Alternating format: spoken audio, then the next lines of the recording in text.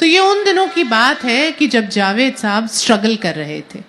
तो एक दिन वो साहिर के घर पहुंचे तो साहिर ने बड़ी नरमी से उन खुददारी को चोट ना पहुंचाने की गरज से कहा, नौजवान, ड्रेसिंग टेबल पर 200 रुपए रखे हैं, रख लो, जब हो तब वापस कर देना। 200 रुपए उस जमाने में बहुत बड़ी रकम थी। 100 रुपए का नोट तुड़वाने तो लोग बैंक या पेट्रोल पंप जाते थे, मगर जावेद ने रुपए कुछ यूं रखे जैसे साहिर पे एहसान कर रहे। रख लेता हूं, वापस नहीं करूंगा। वक्त गुजरा, जावेद की मुलाकात सलीम खान से हुई और फिर तो सब जानते हैं कि उन्होंने खूब पैसे कमाए, मगर साहिर के वो 200 रुपए कभी वापस नहीं किए, बल्कि जब भी उनसे मिलते तो उन्हें छेड़ते हुए कहते, साहब, आपके वो 200 रुपए मेरे पास हैं, अब वापस कर सकता हूं, करूंगा नहीं। साहिर भी साहिराना अंदाज में जवाब देते, वो तो बेटा मैं तुझसे निकलवा ही लूंगा। और ये खट्टी मीठी नोकझोंक उन दोनों में हमेशा चलती रही और उनकी दोस्ती भी बदस्तूर कायम रही। ऐसे ही साहिर के एक और दोस्त थे, डॉक्टर कपूर। खुद दिल के डॉक्टर थे, मगर साहिर खुद दिल के मरीज थे, मगर साहिर के डॉक्टर थे। साहिर अक्सर उन्हें छेड़ते हुए कहते, क्यों भाई डॉक्टर, मैं तुझे देखने आऊं या तुझे दिखाने आऊं? 25 अक्टूबर 1980 की शाम भी यही हुआ। साहिर को खबर मिली थी कि डॉक्टर कपूर की तबीयत कुछ ठीक नहीं है। उन्होंने अपने ड्राइवर अनवर को बुलाया और फौरन डॉक्टर कपूर के घर पहुंचे। डॉक्टर कपूर का जी बहलाने की गरज से उन्होंने ताश मंगवाई और उन्हीं के बिस्तर पर बैठकर पत्ते बांटने लग गए। पत्ते बांटते बांटते डॉक्टर कपूर को ऐसा लगा जैसे साहिर का चेहरा कुछ सख्त होता जा रहा है। उन्होंने पुकारा, साहिर, साहिर, साहिर। साहिर बिस्तर पर गिर गए। डॉक्टर कपूर ने साहिर के दिल को बहाल करने की बहुत कोशिश की, मगर साहिर जा चुके थे।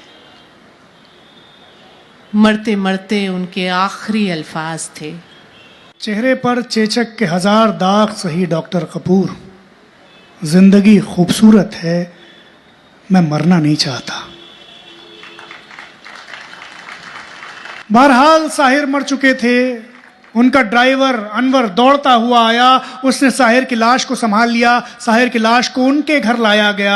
रात हो चुकी थी। जावेद अख्तर सबसे पहले थे जो वहां पहुंचे थे। रात बहुत हो गई थी, कहां जाएं, क्या करें, किसे बुलाएं, कुछ नहीं किया जावेद अख्तर ने। साहिर की लाश के सिरहाने बैठे रहे और रोते रहे बच्चों की तरह।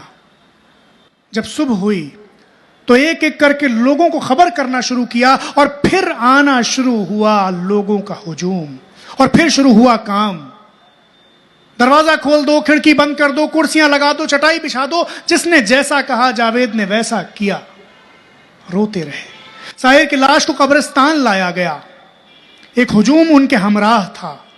साहिर की लाश को दफनाया गया और यह हुजूम जो साहिर के जनाजे के हमराह आया था, ये वापस लौटने लगा अपने सीनों में एक खामोशी मुसल्लत किए हुए। जावेद अख्तर भी वापस लौट रहे थे चुपचाप कि तभी पीछे से वाजिदा तबस्सुम के शौहर अशफाक दौड़ते हुए आए।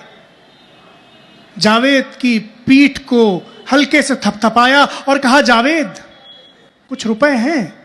वो मैं सुबह जल्दी जल्दी में आया, बटुआ रखना भूल गया, कब्र खोदने वाले को देने हैं। जावेद अख्तर ने पूछा, कितने रुपए? अशफाक ने कहा, 200 रुपए। तड़प गए जावेद अख्तर। अपनी जेब से 200 रुपए निकालकर अशफाक के हाथ में रखे और फूट कर रो पड़े। साहिर साहब, मर के निकलवा लिए आपने 200 रुपए। कल और आएंगे नगमों की खिलती कलियां चुनने वाले, मुझसे बेहतर कहने वाले, तुमसे बेहतर सुनने वाले।